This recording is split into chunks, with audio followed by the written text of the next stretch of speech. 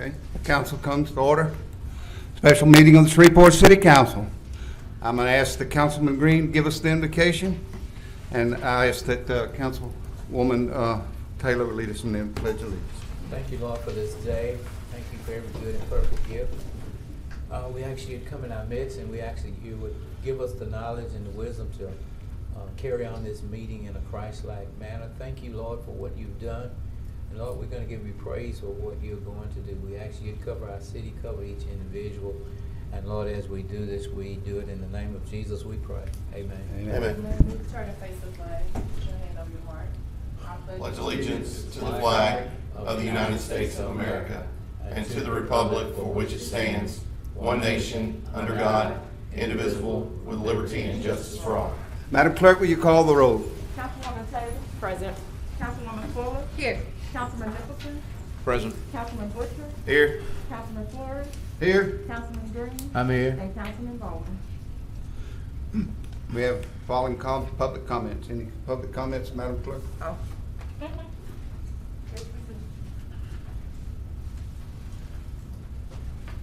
you.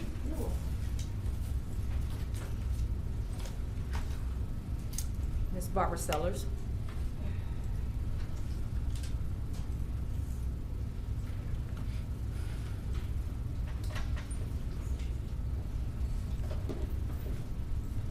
Morning. Good morning, members of council. Thank you for allowing me to speak. I'm here on behalf of the Shreveport Firefighters Ma'am, Association. did you state your name and address? It's protocol. Just give your name, and you don't have to give your address because it's already here. But we need to know who's speaking, please. Yes, sir. Thank Barbara you. Sellers. Yes, sir. Thank you. I'm here on behalf of the Shreveport Firefighters Association to speak on the healthcare insurance concerns that have been ongoing since the release of the information on August 26th from the CAO's office.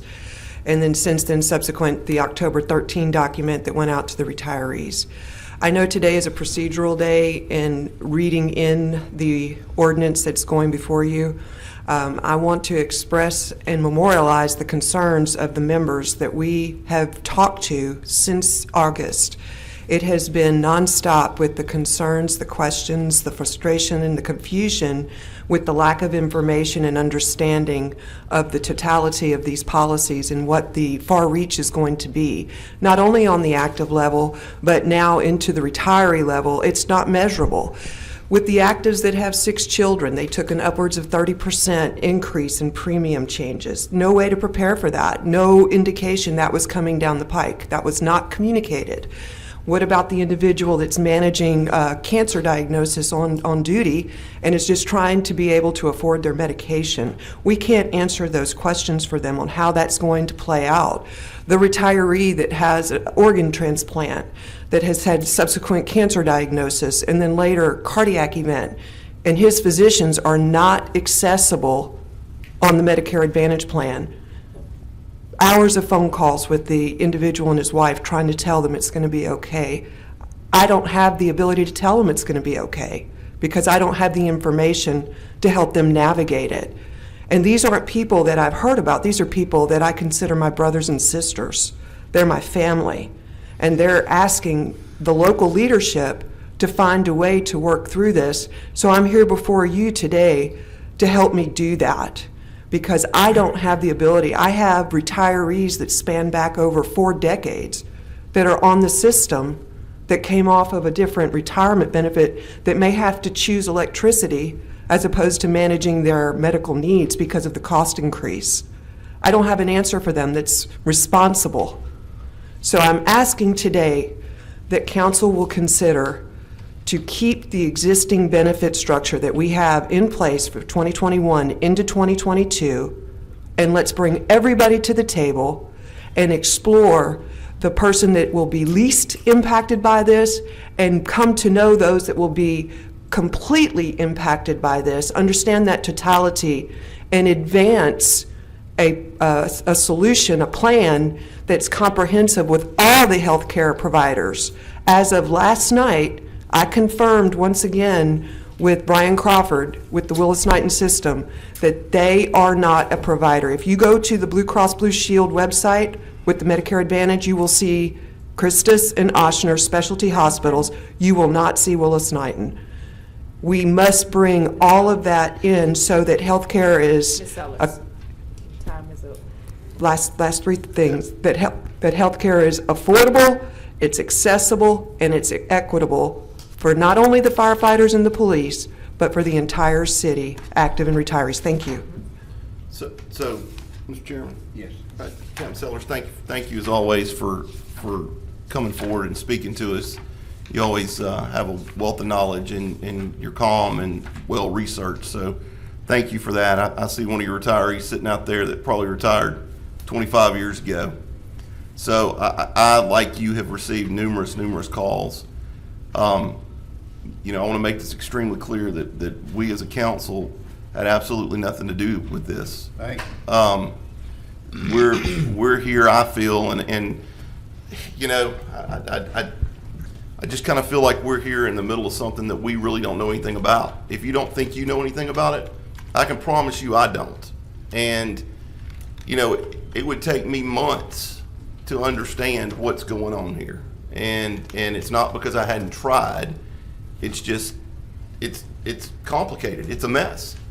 And, you know, it just really disturbs me to hear from retirees from all over, not just the police department, fire department, but employees everywhere that are doing exactly what you just said. They're having to make a decision between electric, power, all this other stuff to be able to pay for this. And these are real hard dollars. And they had no indication that this was about to happen to them. They had no indication that we were about to make such a drastic cut in their overall income. So I don't know. I don't know where we go from here. I mean, I've talked to several of the council members, and from what I'm being told, this piece of legislation, which will not be voted on today, will just be introduced. This piece of legislation will help you be able to keep your health insurance, period. If we don't do this, then there won't be any health insurance. So I feel like I have, out of all the things that have happened to this council, to this city in the last 3 years, I feel like that this is the one that my back's up against a wall. And I don't know where we go from here, but I agree with you 100%. Everybody needs to come to the table because the rate changes are not sustainable for anybody. I just don't know how in this environment anybody could survive it. But I don't know if this can be corrected in the next month. I just don't. It's a mess. Thank you for. Councilman Mr. Chair, ma'am, since you have a wealth of knowledge, I'd just like to know, how does our insurance provider, say Gallagher and the board, how do they fit into this? Because from my understanding, this has been going on for years and the board has been doing whatever and whatever. Can you shed any light on any knowledge that you would have on those two entities that basically that I would think would be in charge of giving us a right direction as to how we should have been going? I will do my best to do that based on what I have learned in the last several months, because I am not an expert on this subject by no means, so I want to qualify that.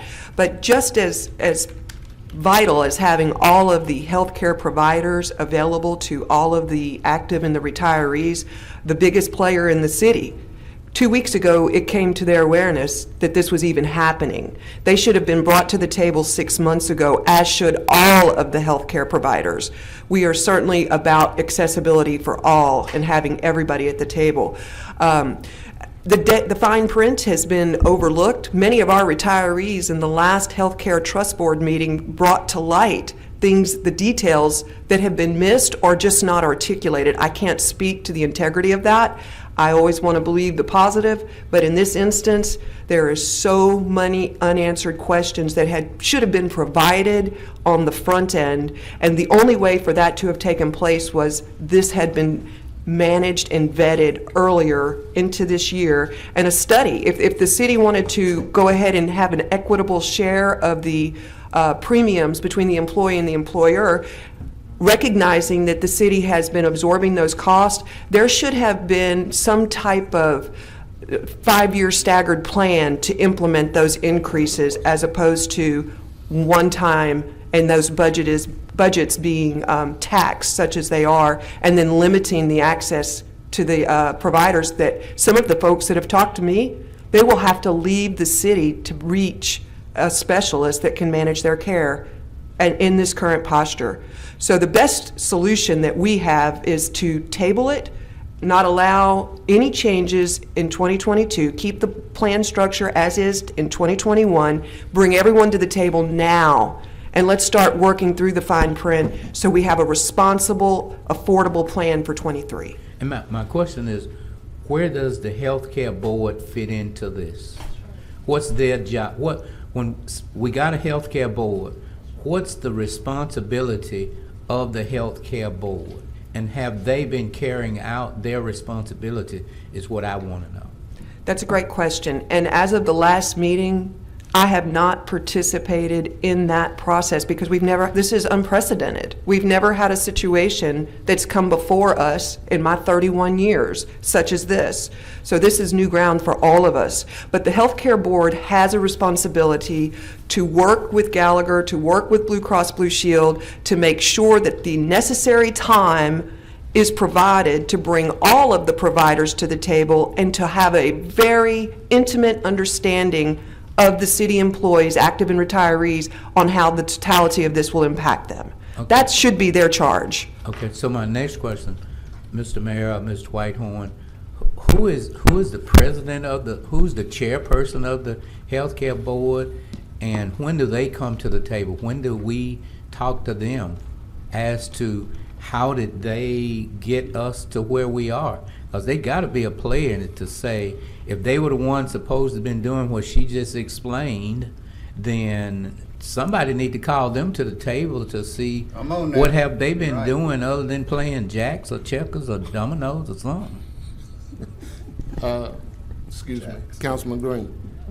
I can assure you, the Healthcare Trust Fund Board has not been playing games, jacks, checkers, chess, none of that. Casey Brown, the interim CFO by ordinance, is the chair of the Healthcare Trust Fund Board based on his title. I am also a member, as is Councilman Jerry Bowman. There is also Mr. Bill Wilson in the audience. He is a member of the Healthcare Trust Fund Board. Gallagher is the consultant, and Blue Cross is the insurance provider. And all of those folks have been at the table. So what I was saying, Mr. White, I'm not talking about y'all. We just got here. I'm Yes, talking about the before the now. I'm not talking. Yes. I'm not saying now. Yes, sir. Now we know about it that you all are there. Now that you've called those, I'm talking about before the now. Where are those folk? Those members are long gone. Some of them are the retirees that Captain Sellers is speaking of. Some of those members, Mr. Wilson has been on the board roughly 9 years. 9 years. So in 9 years, okay, so you've been on the board for 9 years. All right, those are the folk that I'm talking about. Should have been talking to Gallagher and whoever needed to be talking to. I'm not talking about the new generation. I'm saying if you've been on the board for 9 years, when did this start? And she just gave us a wonderful statement about the whole deal. So it didn't start on our watch. So 9 years ago, what was happening and why this was not brought to attention is what I was talking about. I'm not trying to put any shade on you all. I'm talking about like the folk 9 years. Yes, sir. Yes, sir. Mr. Chairman, Okay. Councilman Nichols. Captain Sellers, thank you as always for being here. The men and women that you represent deserve an explanation of what's going on, and so I want to lay out the situation as I appreciate it. Okay. First, for many years, the Healthcare Trust Fund Board approved health insurance plans that were not consistent with the city ordinance that was on the books. That city ordinance required a cost allocation based on the least generous plan available of 70% to the city and 30% to employees. This administration discovered that mistake, which had continued for almost a decade, and began taking steps to try to correct it. There's no really dispute, I think, at this point that the timing and the rollout of the proposed health insurance plans for 2022 left a great deal to be desired. We all acknowledged that the memorandum that went out to city employees referencing a 5% increase at best was not as clear as it should have been. The 5% change referenced was moving employees' responsibility from 20% to 15%, and that, of course, is not a 5% increase. That, in some cases, has turned out to be an increase of almost 33%. The council got the same memorandum that employees did. And when I got that memorandum, when my colleagues received it, we all thought that that sounded like an appropriate and responsible incremental increase to employees' health insurance. We know now that some employees and some retirees have been told that they're going to have to deal with much greater increases, and we're all deeply concerned about that. The Health Insurance Trust Fund Board is, under current ordinance, the body that has the fiduciary responsibility to make changes to health insurance plans. The city has the council has an opportunity to override those changes. But if the description we get of the changes is not accurate, then no member knows that he should or she should place the proposed changes on the agenda for consideration, and frankly, that's what happened here. I think the past decade and recent months are good reason for the entire city, the council, and the administration to give serious consideration to contracting the scope of the Healthcare Trust Fund Board's responsibilities. My view on this important issue and many others is that the public benefits and employees benefit, retirees benefit when decisions are made in public meetings that are well attended and covered by the media, so that everybody has an opportunity to understand what changes are being proposed and to voice objections on the front end. And so one of the things that I hope that the council can discuss with the administration over the next several months is whether the Healthcare Trust Fund Board, as presently constituted, is a useful body for the city and for employees and retirees. But we have to deal with the situation that we're in right now. And the situation, as I appreciate it, is that we have spent months negotiating the plans that have been proposed to employees and retirees. And I have been advised that we can't simply go back to the 2021 plans, that's not an option.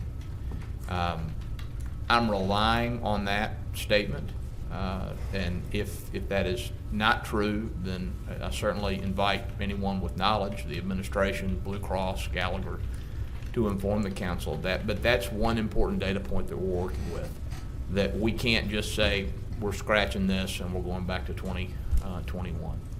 Another representation that has been made that is very important for this conversation and that needs to be either confirmed or refuted between now and the end of the year is that Blue Cross, in a public meeting of the Healthcare Trust Fund Board last week, indicated that at least for 2022, there would be no additional costs to retirees using out-of-network physicians and services at Willis-Knighton. He made that representation very explicitly. I've had conversations with Brian Crawford, and who is an executive at Willis-Knighton. The administration has as well. And my request of Willis-Knighton is that we have on-the-record clarity about what's going to happen with folks who have this insurance in 2022. It's certainly helpful to have phone calls, but it's not helpful for there to be phone calls where people's understanding of the health system's position is not perfectly consistent. So Willis Knight can clear that up by either writing a letter or by appearing before council and telling us exactly what its position is going to be. I certainly understand that this change is not in Willis Knighton's economic interest. I get that. And Willis Knighton is an incredibly important community partner, and we are all deeply grateful for everything that they and their thousands of employees do for the city. We're trying, the administration is trying, the Healthcare Trust Fund Board attempted to reduce the overall cost of health insurance to the city. That was not done in an optimal way, but we have to act from today forward in a way that ensures that everybody has health insurance, right? And that we take care of the people that we're obligated to take care of. So this is, is consistent with what Councilman Butcher said. This is not a decision that we are coming to as a council with a clean slate. We've got to clean up the situation as best we can and move forward. I certainly do not want anybody choosing between electricity and health insurance, and we're going to have to do something if that's the situation that folks are in. But it's not as simple, to my understanding, as just saying we're going back to 2021. I don't think that's an option based on the information that has been provided to me. Thank you, Mr. Chairman. Okay, Councilman Butcher, you had an additional. Well, I would like to follow up with what Councilman Nicholson said. I mean, I've got it.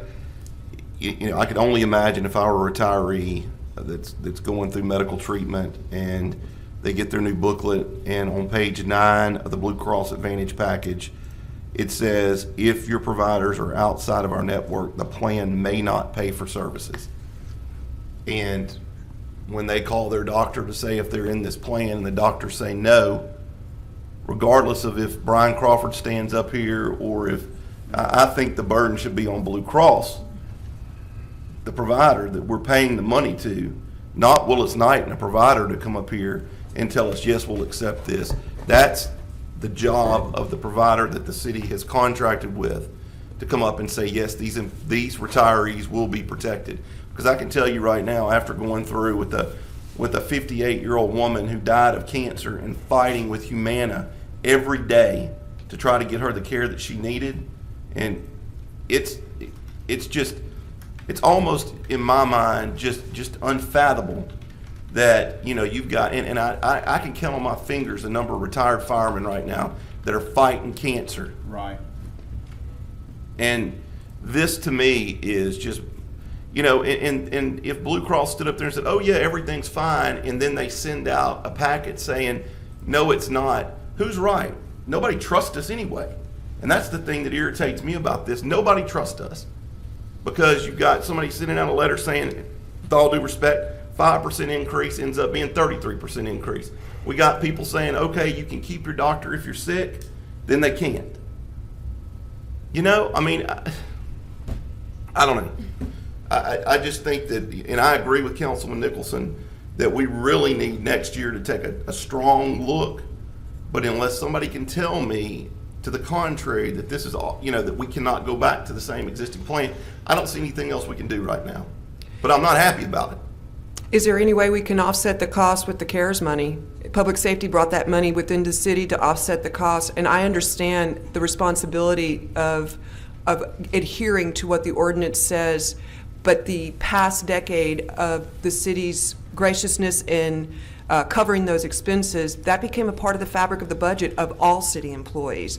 And nobody had an opportunity to prepare because of the lack of information for the increases going into the holidays and then upwards into January, coming off of a global pandemic. So many things. Yep, so be aware of this. I've heard just what you said. Mayor Perkins is looking at all options. I don't know if he can or can't, but he and Chief Whitehorn are looking at turning every stone up, trying to find a solution to this problem. And this is one heck of a problem. Didn't get here overnight. My grandma used to say, don't be running with them boys, they're bad. Well, this insurance is bad. I mean, it's bad. And I appreciate that, and I want to publicly say that we appreciate Mayor Perkins and Chief Whitehorn meeting with the local leaders on this. We appreciate that more than you know. And we're here not on behalf of any institution. I can name every one of the individuals that's They've called impacted. me. Yes, sir. I've heard from all of them. I can't go to bed at night with returning calls. And and these councilmen, every one of them, have the same calls I get. People are concerned. They're frightened. Anything else? Okay. Thank you. W.T. Wilson, Bill Wilson.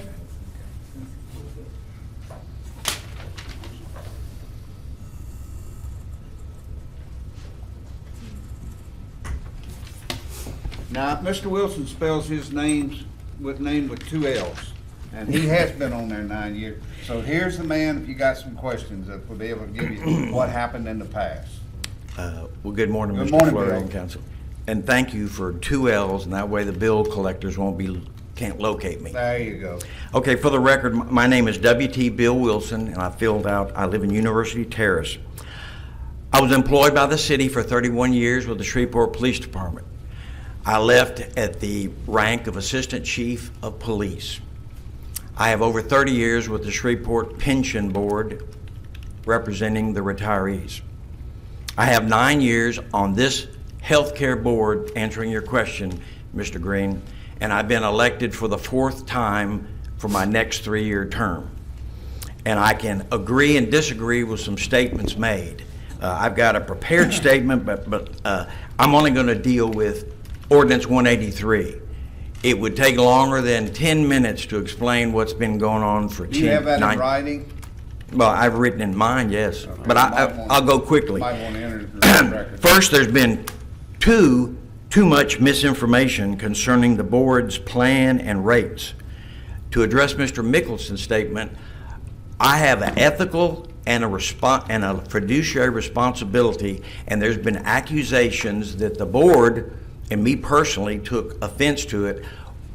We, as for me, 9 years, and my co-fellow, one who's got 12 years, we've been following and adhering to the city ordinance. Now, you're saying this and that. First off, I agree with this Firefighters Association that we should hold it because, but I'm against this ordinance unless you adopt it to hold it. First off, this council last December sent in a resolution.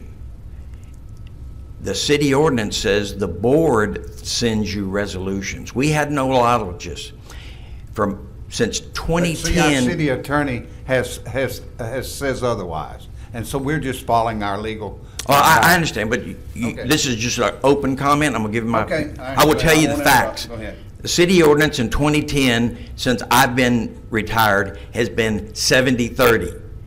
Y'all agreed to the city increasing it to 74 and the active pay 26. Now, Mr. Whitehorn sent a letter out, it's gonna go up 5%. I said, okay. We get the proposed rates, and it'd take an hour to explain all that dialogue, but it wasn't that, because you mentioned, Mr. Grayson and Mr. Mickelson, yes, I have retirees and widows.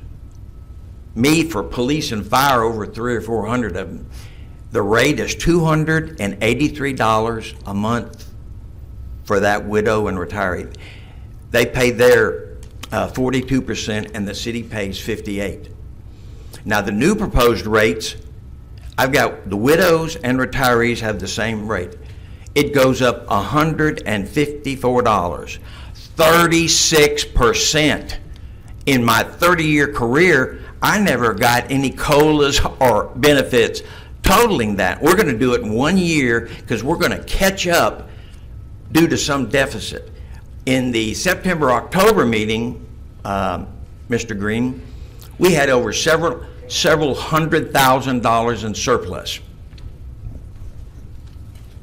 Mr. Wilson. We are abiding by, okay. Well, lastly, I'll invite you to my November 11th special health care board meeting when we discuss this, but I mean, that's what I was trying to say. Y'all voted for 70-30 for the last 9 years. Then this year it's 74. Now you're going to drop it to 65-35. Mr. Wilson, Oh, your time is up. oh, okay. I I have thought a they were. question on this. Thank you. Okay. I'll see you November 11th. Councilman Green has a Mr. question. Wilson, Yes, sir. explain to me, how does the board and Gallagher work together? How does Gallagher fit into this? Gallagher is retained by the city of Shreveport. They're the consultants. And they send over their vice president, and she explains all these federal laws about rates and Affordable Care Act, and it all came to light this year. And I was trying to go along with Mr. Whitehorn's 5%, and next thing I know, she's added the 70-30 for what's going to be in 2022, then added 9%, and then it went to 15%. And I'm going, me and Mr. Whitehorn are going, where'd it go? Now it's all going up to 20 and 30%, and the 36 for the widows. And so I disagree with my opinion is good as Mr. Letier's. This ordinance is violating the city charter ordinance that we have right now, and if it goes up, I'd be glad to answer any questions about that, but I mean, it's difficult. I have a question. Who's that? At any time, so you've been on the board for 9 years, and so this predates the Perkins administration under the Tyler administration. At any time during the Tyler administration, was there a conversation about these rates increasing tremendously? No, never. No. We had a change of director of finance, and then came in Ms. Jones, who was the CAO, and then she got downgraded to CFO. And I have a memo when she left in December of last year, before we went up to 74%, we had a $5 million surplus. So, Now somebody's telling me we got a $14 million deficit. so former Mayor Tyler Right. did not talk about these increases and what was seen in these increases for health insurance to the healthcare board. No. Mr. Chair? A previous question from Mr. Green. We have 9 members on the board. Mr. Perkins is the chairman of the board. I swear to God, I've been there for the last 3 years. He showed up for one meeting last month to make a 2-minute appearance and vote. So, That's So- not so- accurate. I'm not the chairman of the healthcare board. okay. That's misinformation. So, Mr. Chair, so when y'all have y'all board meeting, what do y'all do? What do y'all discuss?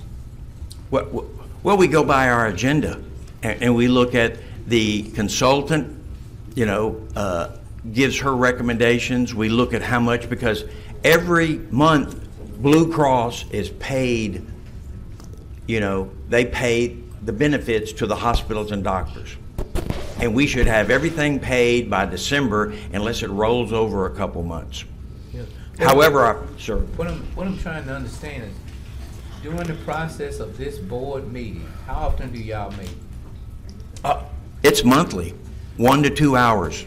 So, tell me what's an agenda like when y'all meet? Just we call a roll.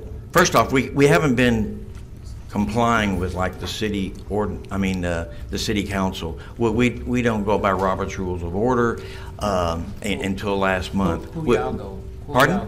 Who do y'all go by? Informal for 9 years. But now Mr. Letier has sent 2 city attorneys there, and they watch us to make sure that Mr. Brown, runs the meeting kind of semi-Robert Rules of Orders. But to answer your question, we have call to order, minutes, we discuss that, approve them, and then we give, Gallagher gives a report, and then we do a financial meeting. We don't, Mr. Brown presents us with a journal sheet for the month, and then we vote on any new items, and then adjourn.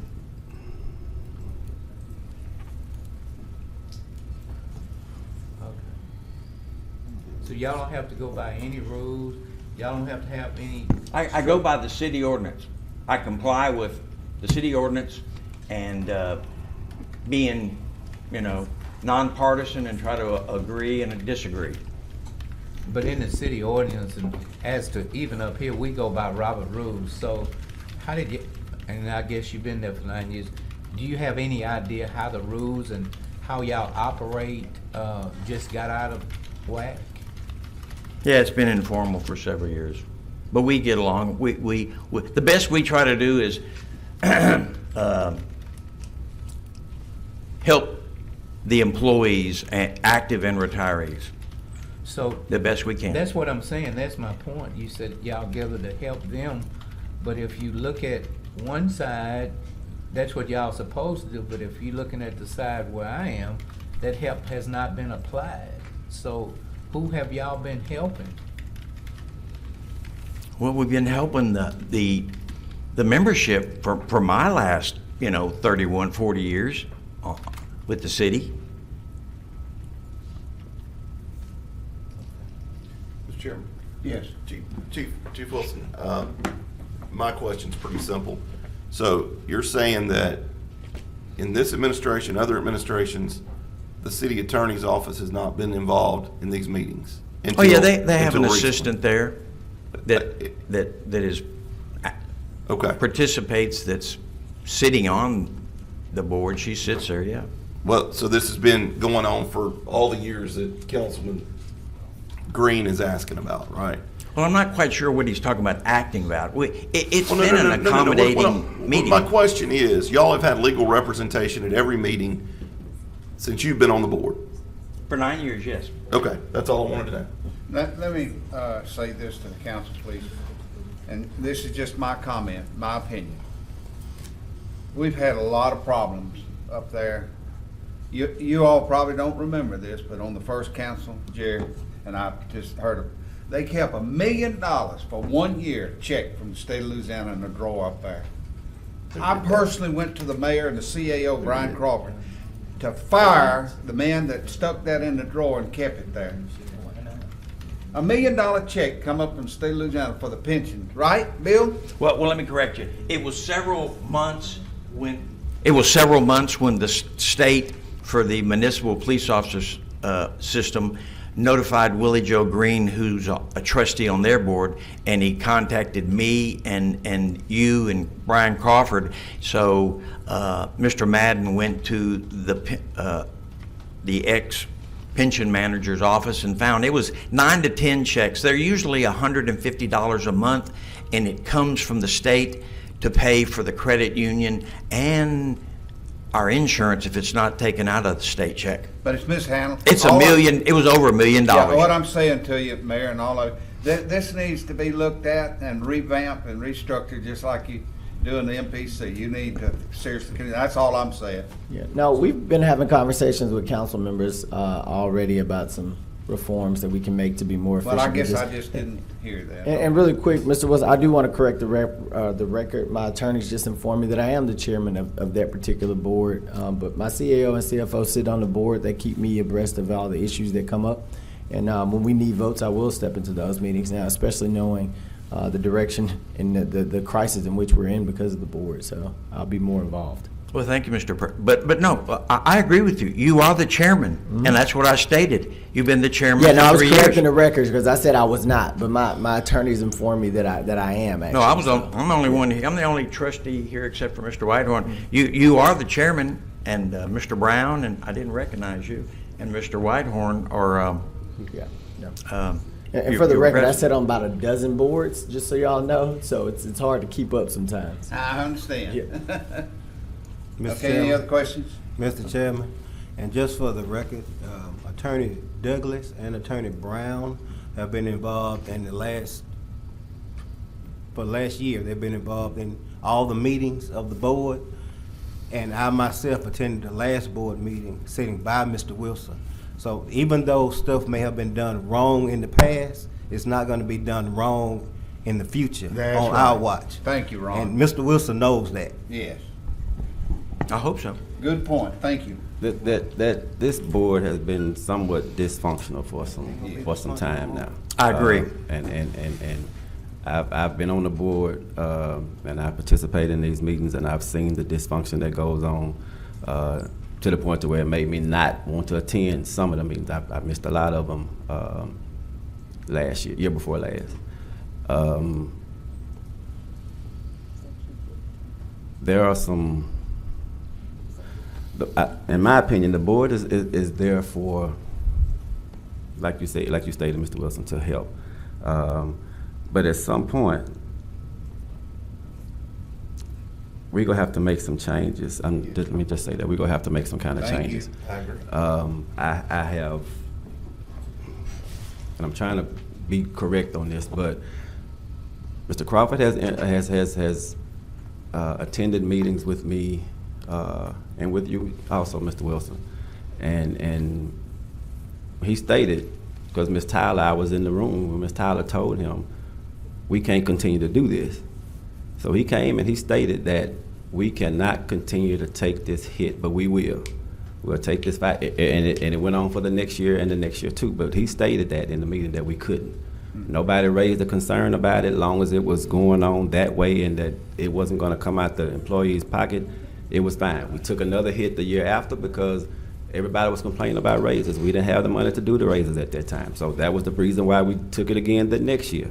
And it's just something, a bad habit that just continued to happen over and over. And at some point, we're just gonna have to do something different.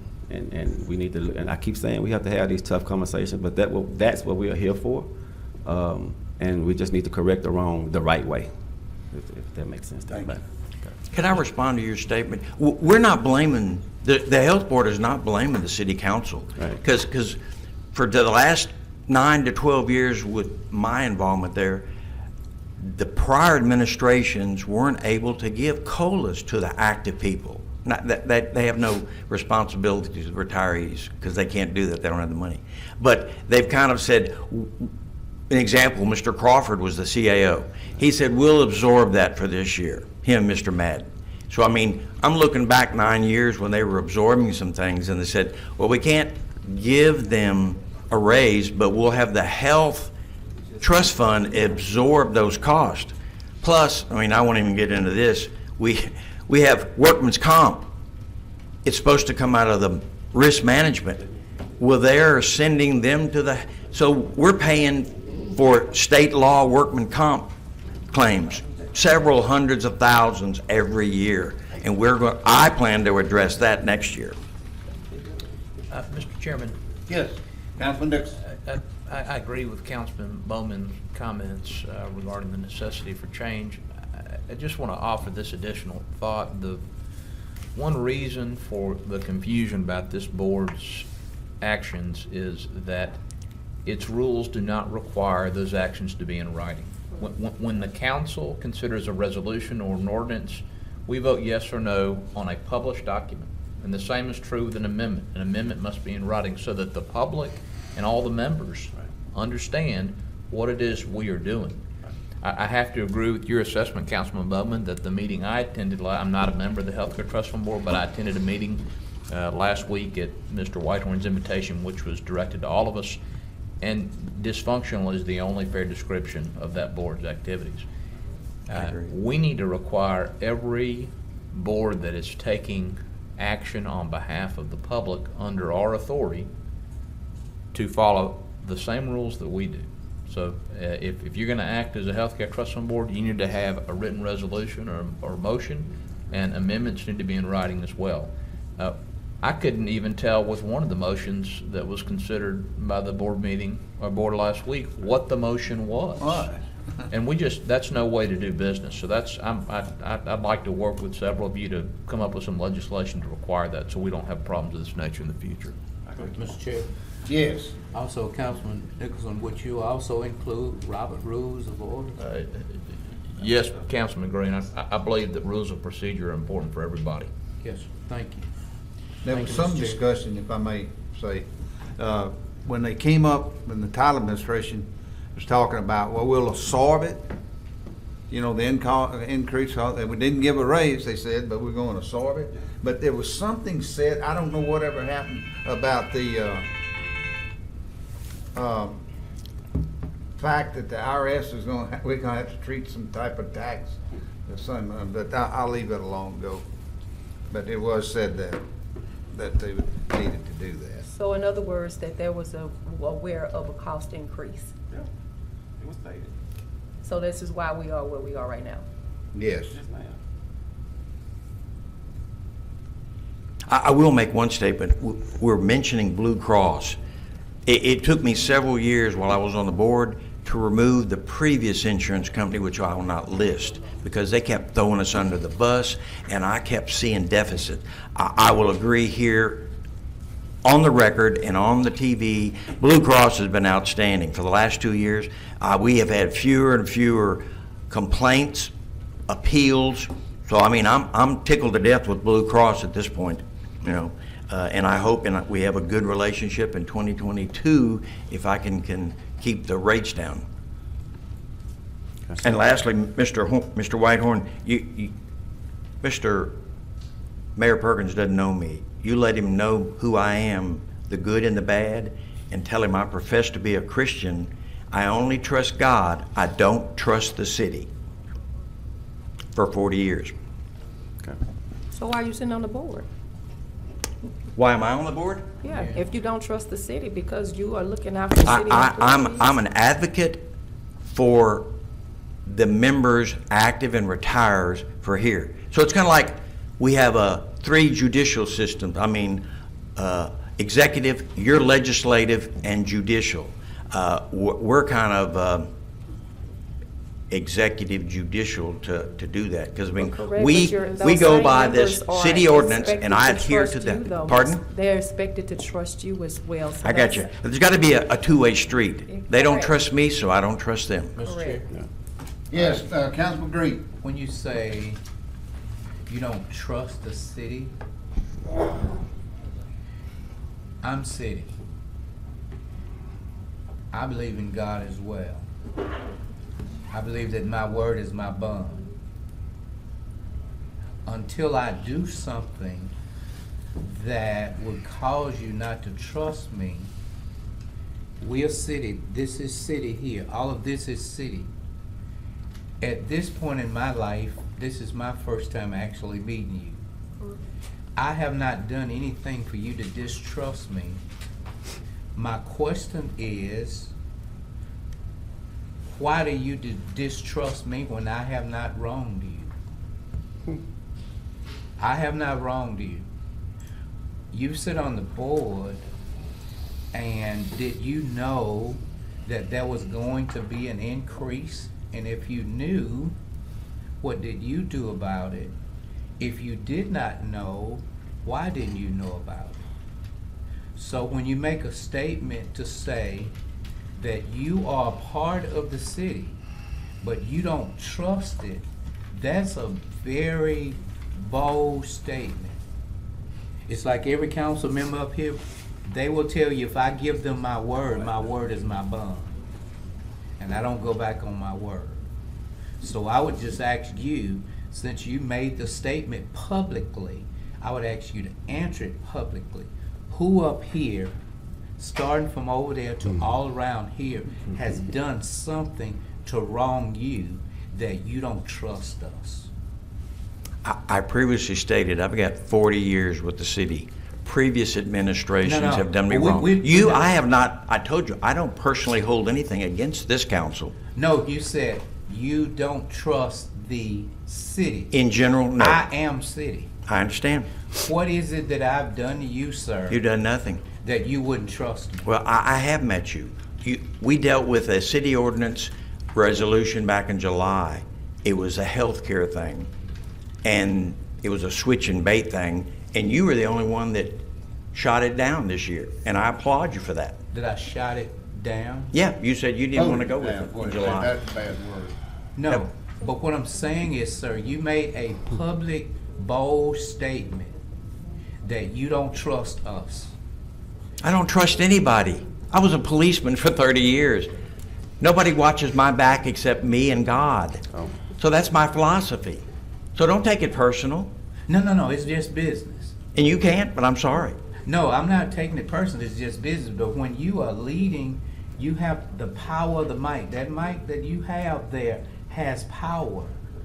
And when you speak through that mic to whoever you're speaking to, it has power.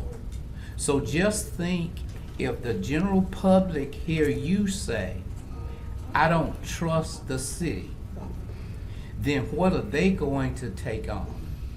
So you have to be careful as the words that you use when you talking to people that represents who you talking against. I'm done. You're right. I agree. Thank you. Okay. You want to refute that?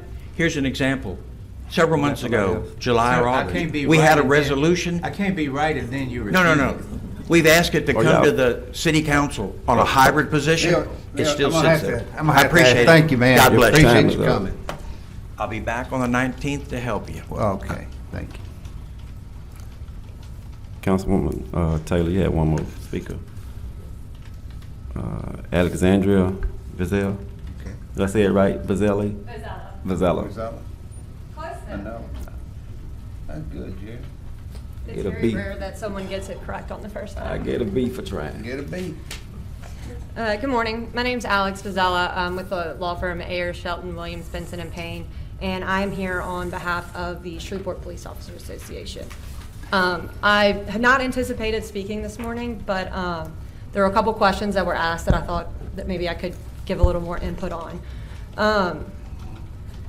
With all due respect, I disagree that it's too late for the city council to do something. The ordinances governing the Healthcare Trust Fund Board, in my opinion, are pretty clear when it comes to notice. Before adoption of any proposed plan, not just a rate, not anything, any proposed change in the plan, it has to be introduced at a Healthcare Trust Fund meeting.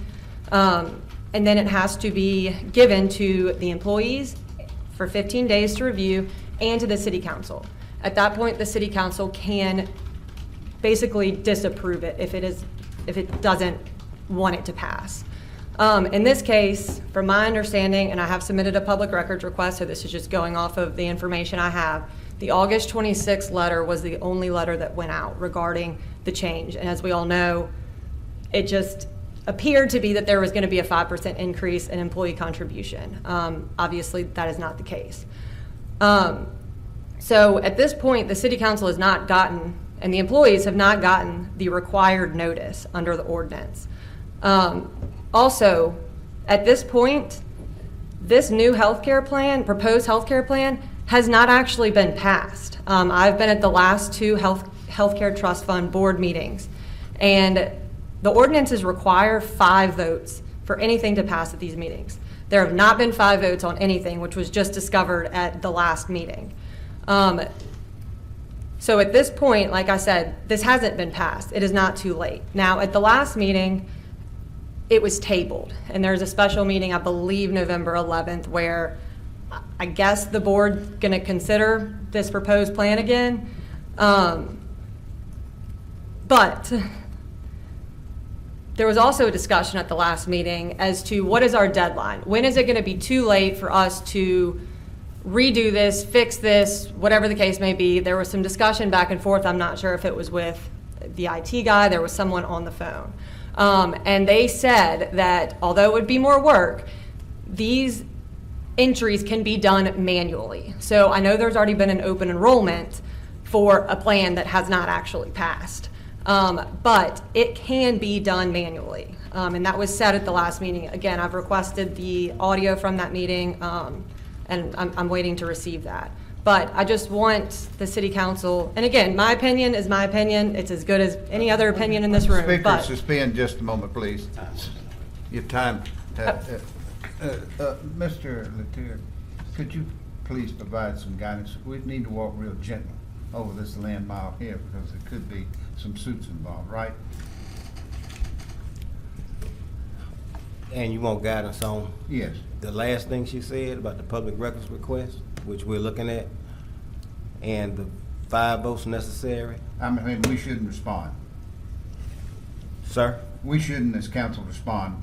No, you don't in have to that- in that respond. area. You don't have to respond. Okay, thank you. Thank you, ma'am. You can go ahead. You got 2 seconds to go. And the last quick thing I was going to say is, as it relates to this ordinance, I know there was a comment about, that has to be passed because y'all aren't in compliance or the healthcare is not in compliance. I would just, I know y'all don't have to respond, but I would like some explanation of that, because at the end of the day, I don't really understand how this ordinance is going to put the healthcare plan in compliance. It would seem that I'm sorry, that just confuses me a little bit. And that's all I have. So, Mr. Chairman, I'll just say in response to that, Ms. Vazella, the ordinance that was passed almost a decade ago requires an allocation of cost of 70% to the city and 30% to employees.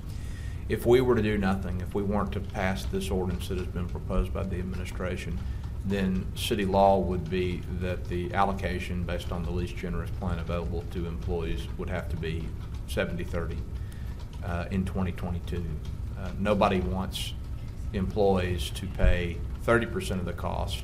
We're having a conversation and dealing with all the consternation we are because there's been a proposition that they pay 20% of the cost. So failing to act would require employees to pay even more than has been proposed. As we've all discussed, this 70-30 ordinance has been disregarded for almost a decade, but it is the law in the city. And if we don't want that law to be applied in 2022, then we've got to change it. And that's the purpose of this ordinance that's being introduced today, to my understanding. But it seems like that the ordinance, if it goes back to, which I've read the ordinance, it goes back to 70-30 in 2022. I understand there was an ordinance passed in 2021 that, changed that allocation a bit. But you're going from 70-30 or 70 down to 65. It seems like, to me, that's going to make the employees pay more than what the 70-30 allocation was. And judging by the documents that I received at the Healthcare Trust Fund meeting, on the 2021, the current plan, the city is paying 74% for the low plan, which is in compliance with the ordinance.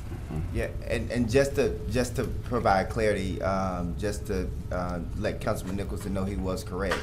85% right now is being applied to the least benefit plan and 74% to the richest benefit plan, which right as we move it, we're putting the 65% to the richest plan and 80% towards the least benefit plan. So those are the contributions to percentages, kind of to give you some insight. Well, and with all due respect, I'm looking at the what was passed out at the last meeting, and it says in here under the current plan that for the low deductible plan, the city is paying 74%, and on the high deductible plan, the city's paying 85%. That's consistent with what Mr. Brown just said. That's correct. That's correct. So isn't that is in compliance with the 2021 ordinance? But not for 2022. Right, so if it goes back, if it goes back to 70-30, that would seem better than going to. But 70-30 is not in compliance. Yeah, Right. What Mr. Brown has said is correct. It is a confusing ordinance, but if we took no action, employees would be worse off than they would be if we take action. So, thank you. Thank you. I just think the biggest question is if we did nothing and absorbed again this increase, then what happens next year? The problem is never solved. That's what I'm getting at. Okay. That's it. That ends public comments. So, Madam Clerk, would you proceed with the introduction of ordinances?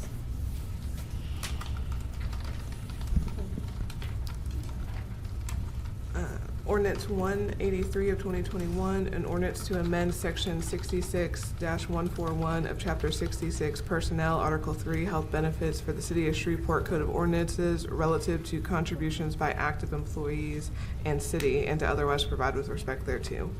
So moved, Mr. Chair, Madam Chair. Can I get a second? Second. Is there any discussion? Let's vote. We don't need a vote, it's just Oh, introduction. Mr. Chair, I call for adjournment. Motion to adjourn is second. Second. All in favor, aye? Any opposed? And ayes have it, meeting adjourned.